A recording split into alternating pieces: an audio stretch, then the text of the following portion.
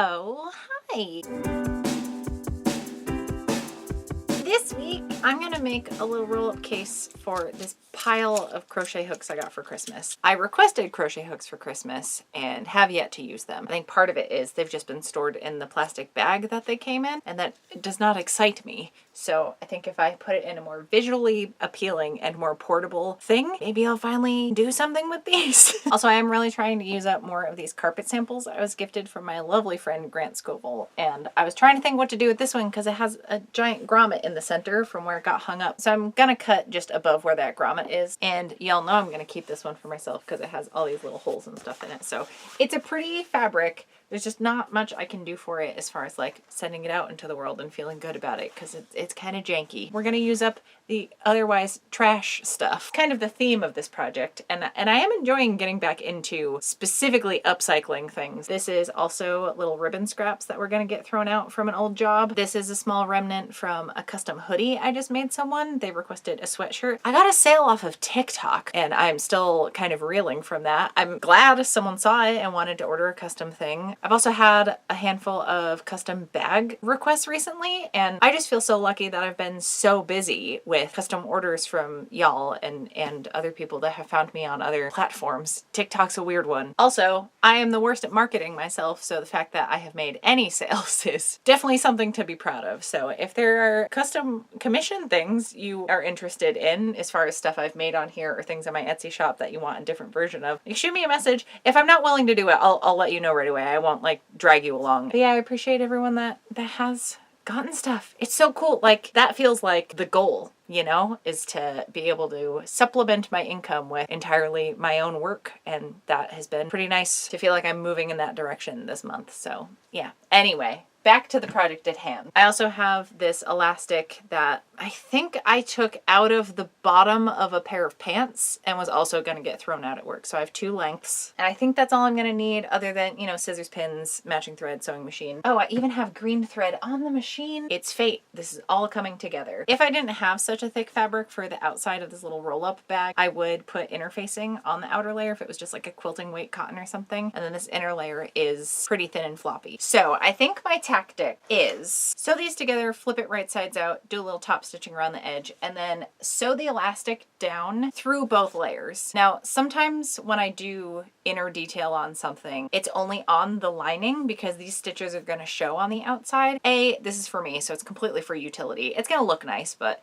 mostly for utility. And B, there's going to be elastic, like it needs to be anchored better, so I don't want it just attached to the lining or it's going to flop all over everywhere. So I think stitching through both layers is necessary. But again, do I ever know what the fuck I'm doing? No. So we're just winging it, and if it doesn't work out, I mean, it'll still get the job done in the end, she declared very boldly. So I have my two same size panels. I'm gonna go right sides together. I'm gonna top stitch. No, I'm just gonna regular stitch with a straight stitch around almost all the edges. I'm gonna leave a gap on one of the long ends. I'm also gonna take the ribbon pieces, which yes, I could have pressed them, but they're about to get tied in a knot, so it's fine. You like how last week I had higher standards for myself and this week just right out the window. So I'm gonna put these two on the same short end, kind of face it this way so they're hanging towards the main part of the fabric pieces, and sandwich that between the two layers that are going to be right sides together. And then I'll come back when it's time to flip everything back out. Oops, I got a little carried away. There's only like 4 steps to this whole project, and I managed to just completely space the fact that I was showing y'all how to do it. But I just flipped it all right sides out, made sure I clipped any excess seam allowance and trimmed the corners before I did so. I just did a nice little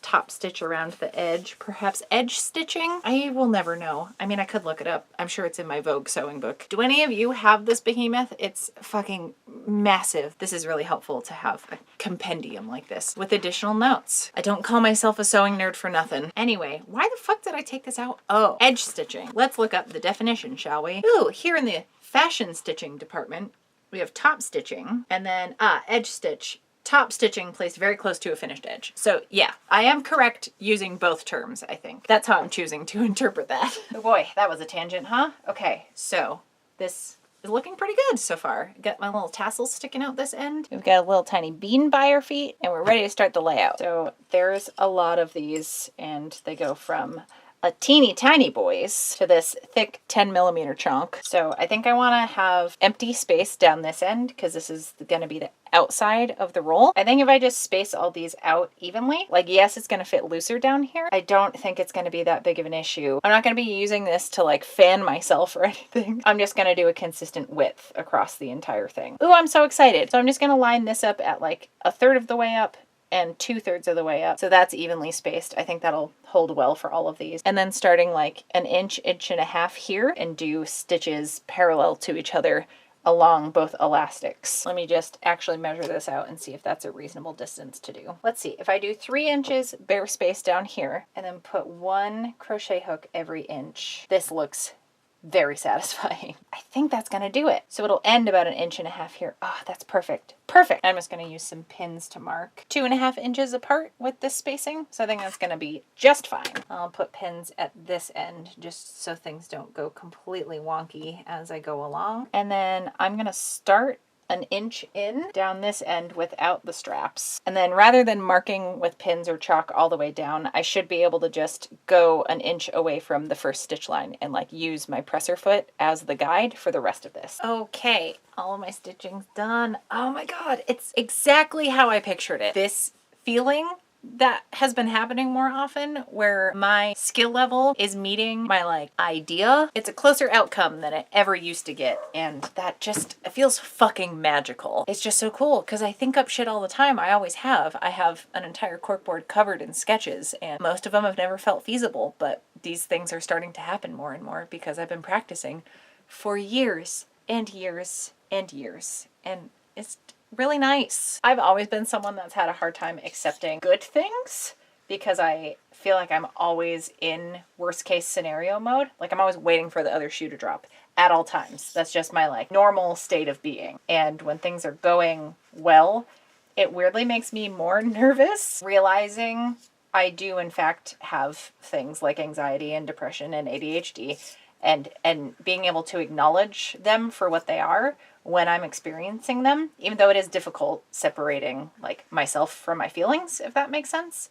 But having that kind of metacognition about why is helping me try to enjoy things better. The progress that's already been made just in the little bits of research and acknowledgement of how my brain operates. And if I'm going into an anxiety spiral, I've had all these other coping mechanisms over the years that friends have helped me develop. Even just acknowledging you are only stressing out about this in the way that you are because of your anxiety, and just being able to call it what it is makes it feel less intense. So those feelings being dimmed and just less all-consuming all of the time lets those more joyful feelings hang around a little bit longer, and I've just been trying to revel in that. We're trying to do the damn thing. And you know what's one thing that brings me joy is making stuff.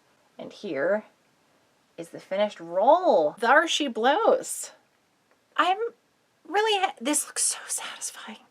Oh my gosh, I'm glad I just kept them evenly spaced just for the visual aspect of this. So I guess let's actually try to roll it up. Oh, look at it. Look at it.